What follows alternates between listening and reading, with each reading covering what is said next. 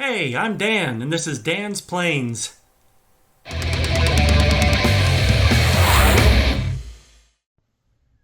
There's a doe in the backyard. How about that?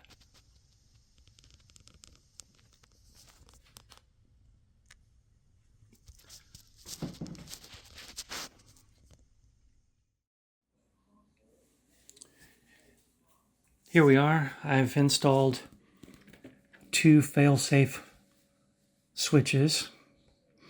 These are from Hang Times Hobbies. So, cut out an extra hole, removed the old switch that was in there, put in two separates, so now I'm going to have two completely separate batteries running on two receiver inputs. This is the Lemon 10-channel receiver. I'll put one battery in the BEC1 port and another in the BEC2 port, and it handles the different voltages already in there, so that's pretty sweet. And after I get this tray put back in there, which is easy, then I can work on this electronic switch to kill the engine. Sorted with my friend Mark, aka Marky Mark, and was trying to figure out, before I cut the mechanical switch off, I wanted to find out that I understood how the continuity worked with the switch on or off, so I could then replicate that in the electronic switch that's going to replace this mechanical switch. So at the end of the day, I thought I could take my what do you call them? My testing wires that have little needle-looking things on the ends of them. I thought I could take those and put them on each end of the wire that goes up to the switch, and then run continuity with the switch on and off to see how it acted. But that does not work because I always had continuity because of how the engine is connected with stuff. So that didn't help me there. So then I tried shaving off some covering and tried it again up at the switch, and still the same issue, like you would now know it would be. So the whole point is, what I found now is on the back here, if I use the no and the com, if I use those two, the switch is now set up to where when I check that with the continuity meter, my switch is set up when I go throttle off. Ignition on. I'm sorry, put throttle on, the switch is turned off, meaning the switch is open. So the circuit is open, which is what this magneto needs to fly. Then when I want to complete the circuit on the negative or the ground, I complete the circuit by going this way. Ignition off. And ignition off turns the ignition off. So it doesn't matter which wire I plug into which. They're really all black wires because all you're doing is making a ground. So that's the next step. To cut this off, we need probably 8 inches of wire spliced in, and I'll run the wire through this hole over here so that we can come in here and we can put that bad mamma jamma right there. Oops, I guess turned around.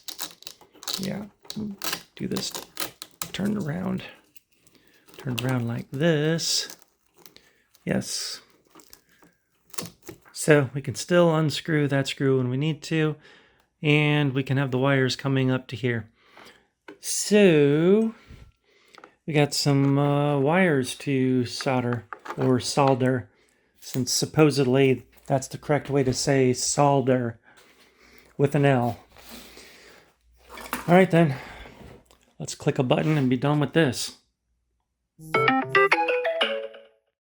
Not much to physically see here, but what I've done after the switches, I put the servo tray back in there.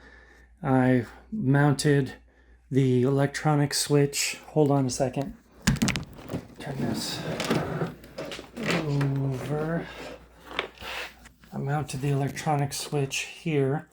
There happened to be some Velcro there already, so that was a good spot for it, and the wires already reached.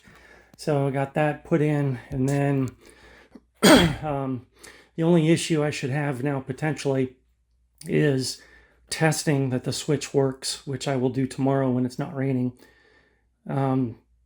If it doesn't work right, it should just be a matter of reversing the channel in my transmitter. So I should not need to have my cowl off. So I went ahead and put that back on. And I thought that was going to be one hell of a job trying to get the tiny lock nuts in there with pliers. But it actually went okay, except for the very last one is kind of blocked by the carburetor. So I was pleasantly surprised by that. Got the rest of the front end put in. So what needs to happen now, number one, I'm really stuck on getting my 2 elevator servos to operate in sync.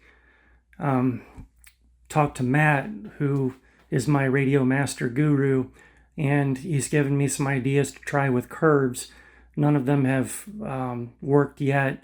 I don't know if I'm doing them correctly for how he's describing them either.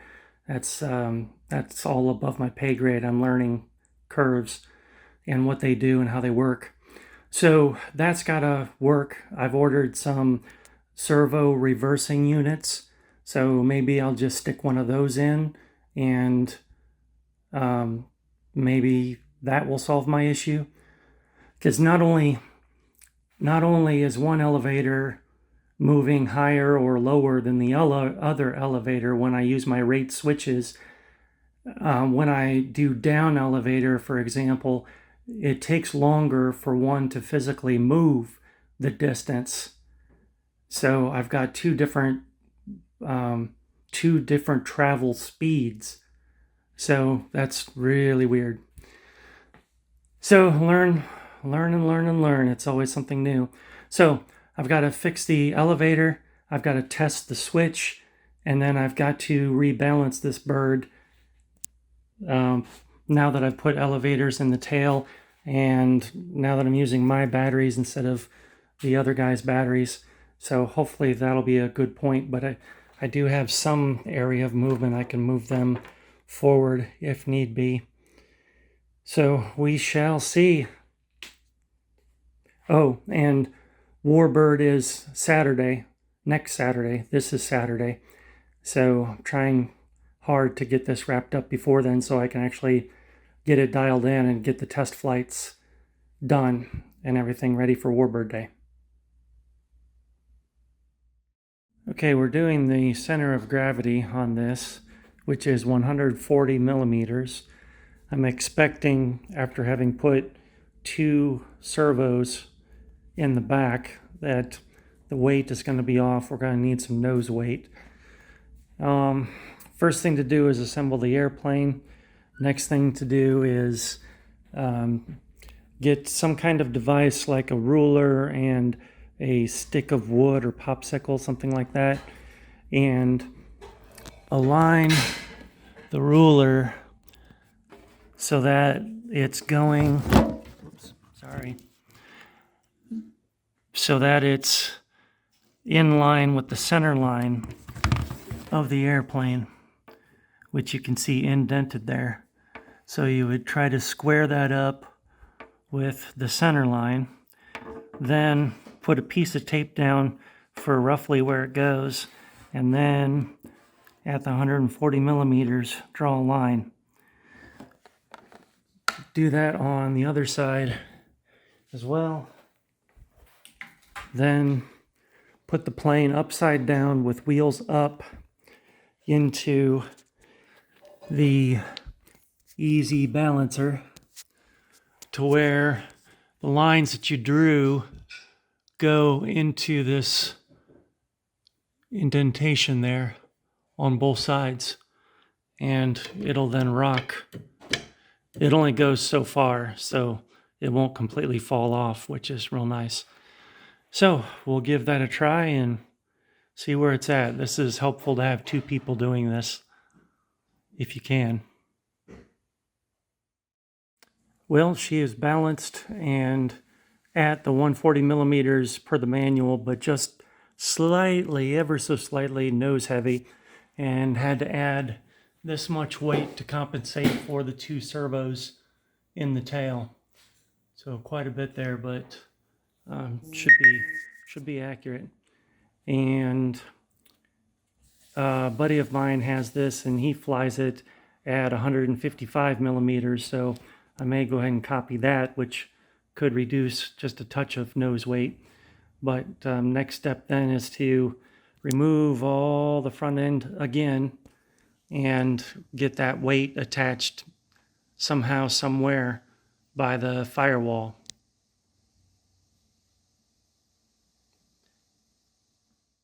I forgot to take a video of it on the balance stand. My buddy Mike has the same model, and he's been flying it at 155 millimeters CG. So when I rebalanced it at that, it actually balanced just a pinch tail heavy, and I mean just a pinch, without having to add any weight. So I don't know, I guess maybe the batteries that I use versus what the other guy used, and then the servos I put in, it all has worked out. So the last two things to do are to make sure the engine kill works and figure out how to get those elevators in sync. This is killing me. Okay, be back with updates. All right, my last problem is getting my two individual elevator servos to work together. So I think I've done that now, almost. Here's low rates, up, same distance, down, same distance. And I don't know if you can tell, but there is a slight time difference on the right one. Comes down a little slower.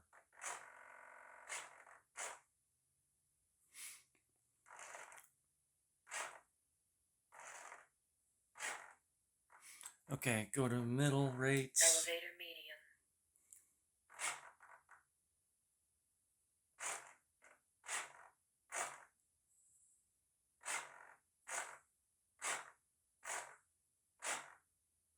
If you notice that one, the right one comes up slower.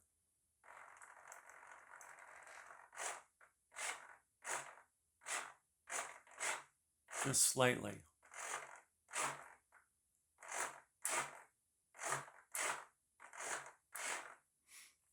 Now go to the high Elevator one. high.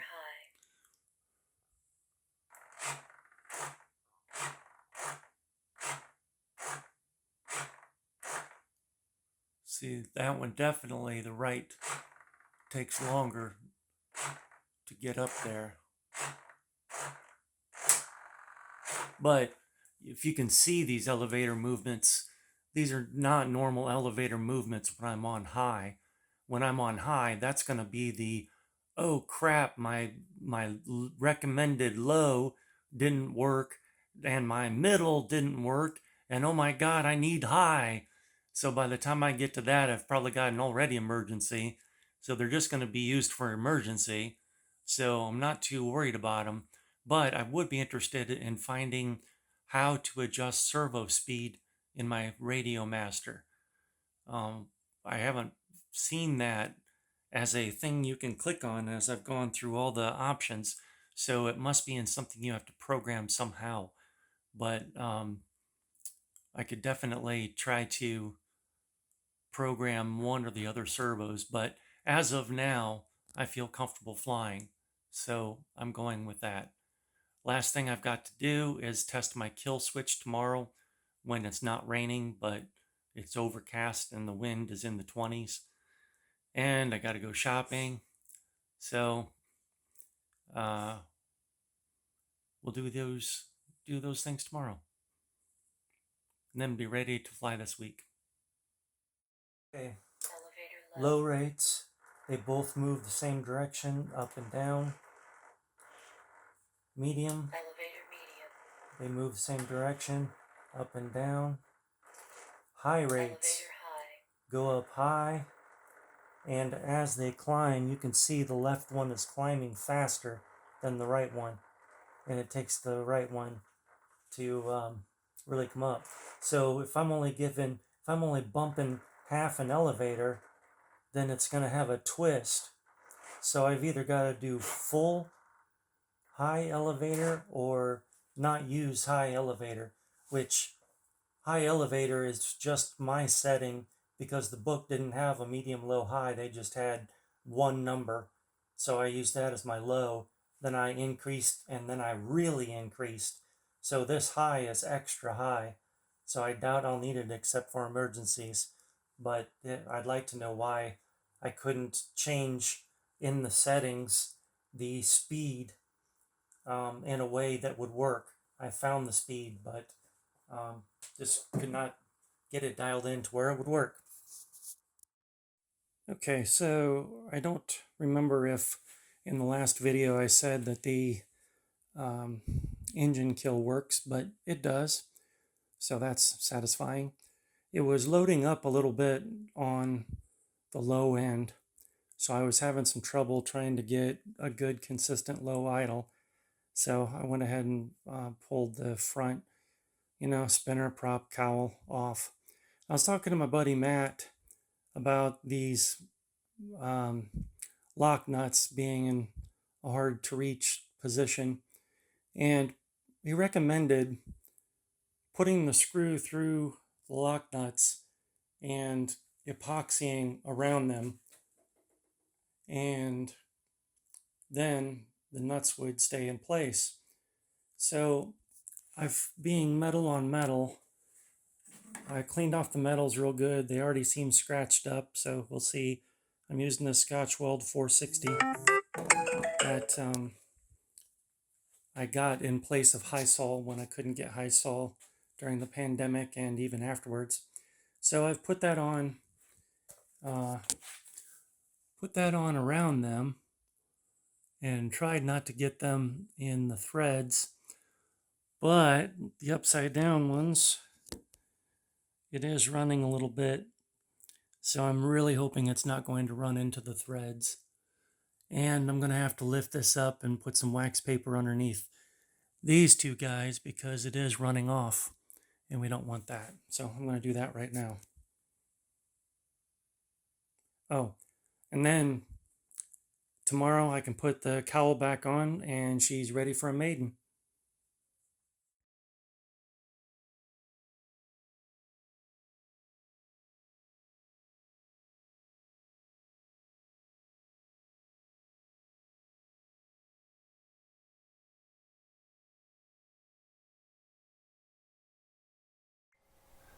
Thanks so much for watching. I'm Dan from Dan's Planes.